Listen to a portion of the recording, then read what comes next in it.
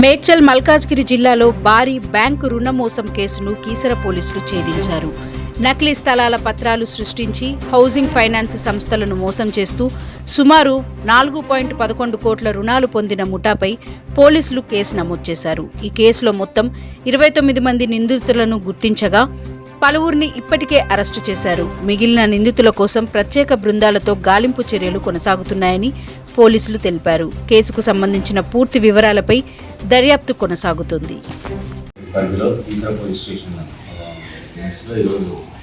నకిలీ బ్యాంకు లోన్లకు సంబంధించినటువంటి ఒక ముఠాన్ని పట్టుకొని అరెస్ట్ చేయడం జరిగింది. దీనికి సంబంధించిన వివరాల్లోకి వెళ్తే కనుక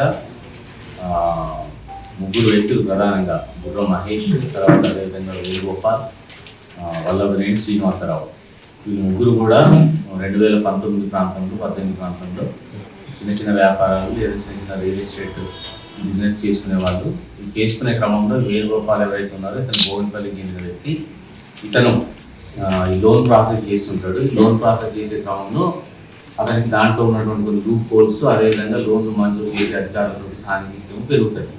సో దాంతో చిన్న చిన్నగా ఫస్ట్ టైం ఎవరికన్నా ఆ లోన్కి అర్హత లేకున్నా దానికి సంబంధించినటువంటి వేరే ఇతరత్ర డాక్యుమెంట్లు ఏమైనా అడ్జస్ట్ చేసి లోన్ మంజూరు చేసేయడం స్టార్ట్ చేస్తాడు. దాని తర్వాత ఎప్పుడైతే అది అలవాటు అవుతుందో అసలు లోన్ మనమే తీసుకోవచ్చు కదా, దీనికి మహేష్ పరిచయం ఉంటాడు.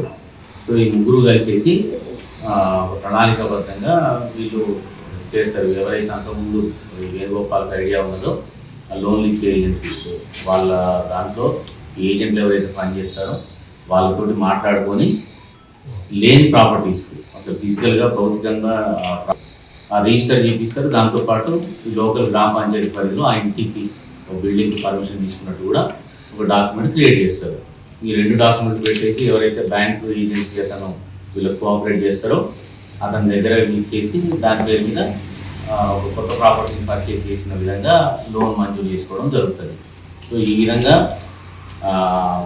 వీళ్ళని ఏంటంటే ఇట్లా చేస్తారా, వచ్చిన డబ్బులతో ఏంటంటే మళ్ళీ ఇంకేదో వ్యాపారాలు చేసి దాంట్లో డబ్బులు సంపాదించి ఈ లోన్లు కట్టుకుంటాము అనేటటువంటిది ప్రధానమైన ఆలోచన వీళ్ళది. తర్వాత దాంతోపాటే నెమ్మది ఏం జరుగుతుందంటే తీసుకున్న డబ్బులు సద్వినియోగం చేయకపోవడము, అన్నెసరీ ఎక్స్పెండిచర్ పెట్టుకోవడంతో వ్యాపారాలు సరిగా జరగక పరిగణించబడుతుంది. మీరు కూడా నిందితులుగానే ఉంటారు. దాంతోపాటు ఏదైతే ఈ రిజిస్ట్రేషన్ ఆఫీసులలో దీన్ని సాక్షి సంతకానికి ముందుకు వస్తారో కంపల్సరిగా మీరు ఎక్కడైనా సరే రిజిస్ట్రేషన్ పరంగా సాక్షి సంతకానికి వెళ్ళినప్పుడు చెక్ చేసుకోండి. ఆ ఒరిజినల్ ప్రాపర్టీ ఫిజికల్గా ఉందా లేదా, ఎవరికైతే మీరు ఆ ట్రాన్సాక్షన్కి వెళ్తున్నారో వాళ్ళ నమ్మకమైన వ్యక్తులైనా కాదా.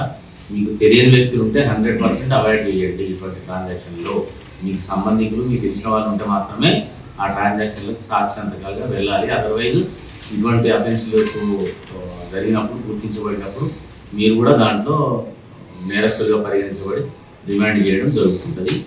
దీంట్లో ప్రధానంగా ఈ అన్ని దాంట్లో కూడా సబ్ రిజిస్ట్రార్ అప్పుడు కీసర పరిధిలో జరిగినటువంటి దాంట్లో రెహమాన్ అనేటటువంటి ఎస్ఆర్ఓ ఉన్నారు. దానికి సంబంధించి క్లియర్ కట్ ఎవిడెన్స్ ఉంది కాబట్టి వారిని కూడా దీంట్లో నిందితులుగా చేర్చడం జరిగింది. త్వరలోనే వారిని కూడా అరెస్ట్ చేయాల్సి ఉంటుంది దీనికి సంబంధించి. అదేవిధంగా ఇతరతర డాక్యుమెంట్ రైటర్లు కానీ విట్నెస్లకు సంబంధించిన వారి గురించి కానీ ఇంకా తీసుకుంటాము. ఈ ప్రస్తుతానికి బ్యాంక్ ఏజెంట్లు ఎవరైతే ఉన్నారో ప్రధానంగా మేము దీంట్లో pyramid bank, Canfin homes, union bank, LIC, union bank వీటికి సంబంధించిన లోన్ ట్రాన్సాక్షన్ జరిగినట్టుగా గుర్తించడం జరిగింది. ఈ ఏజెంట్లతో పాటు ఇంకా ఇతరతర బ్యాంక్ సిబ్బంది దీంట్లో కొలుగుడయ్యారు అనేటటువంటి దాని గురించి కూడా ఇంకా దర్యాప్తు చేయాల్సి ఉంది. దానికి సంబంధించి కూడా ఈ నిందితులను మళ్ళీ పోలీస్ కస్టడీలోకి తీసుకొని ఫర్దర్ ఇన్వెస్టిగేషన్ అనేటటువంటి జరుగుతుంది. దీంట్లో ఈ కేసును విజయవంతంగా ఏసీపీ గారి జవహర్ గారి ఆధ్వర్యంలో టీసర్ ఇన్స్పెక్టర్ గారు, అదేవిధంగా డిఐ, ఇతర ఎస్ఐలు మంచి వర్క్ చేసి దీన్ని పరిశోధించి దర్యాప్తు చేయడం జరిగింది. ఈ సందర్భంగా వారిని కూడా అభినందిస్తూ పబ్లిక్ కూడా మరొకసారి రిక్వెస్ట్, ఇటువంటి సస్పీషియస్ ట్రాన్సాక్షన్స్ జోలికి, సస్పీషియస్ యాక్టివిటీస్ జోలికి దయచేసి వెళ్ళొద్దు. అదర్వైజ్ భవిష్యత్తులో మీరు కూడా ఇబ్బంది పడతారు. Thank you. వేరే వాళ్ళు ఎవరైతే ఈ క్రమంలో ఏంటంటే వీళ్ళు వాళ్ళ దగ్గర పోయిన ప్రతి ఒక్కరికి ఇదే చెప్తారు. ఎవరైతే వాళ్ళకి పరిచయం ఉన్నారో, పరిచయం ఉన్న వ్యక్తులకు మీకు ఎవరికన్నా ఆర్థిక ఇబ్బంది ఉన్న వ్యక్తులు ఉంటే తీసుకురండి, తక్కువ వడ్డీకి ఇంట్రెస్ట్ ఇప్పిస్తాము. సో వాళ్ళ పేరు మీద మేము లోన్ ఇప్పిస్తాము, మేము కమిషన్ తీసుకుంటాము.